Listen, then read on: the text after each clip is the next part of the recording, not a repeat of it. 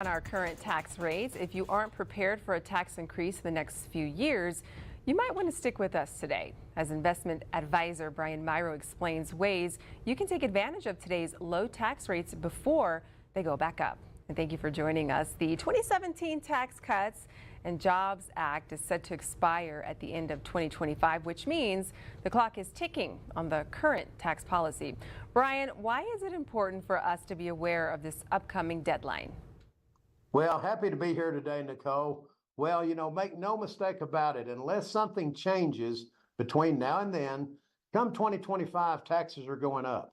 In fact, President Biden recently tweeted about it, saying it's going to stay expired. And this is when the sunset provision kicks in under our current tax law.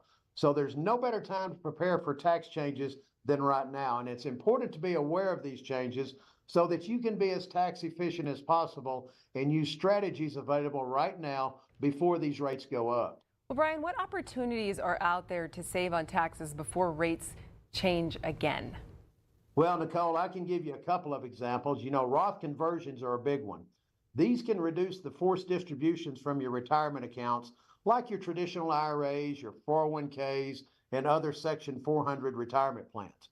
And when these distributions are forced to come out, they come out as ordinary income and are completely taxable. So you want to try and offset that as much as possible with Roth conversions. These can help. And it's also worth looking at things like donor advised funds, which these allow you to take advantage of itemizing your charitable contributions in offsetting years and still take advantage of the large standard deduction. Well, how might rising tax rates influence investment decisions? Well, you might favor investments that offer tax benefits, such as municipal bonds or retirement accounts, or those that are less affected by changes in the tax code. And it's also especially important to look at reducing investment fees and try to offset higher taxes. Now, this is always important, but even more so if taxes go up. Well, when it comes to retirement accounts and being tax efficient in retirement, what strategies do you recommend?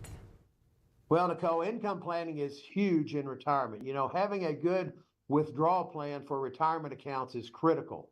Withdrawals from traditional IRAs and 401k plans are taxed at your marginal income tax rate. And if your tax rate is expected to be lower in a particular year, you want to consider making larger withdrawals during that time to take advantage of lower tax brackets.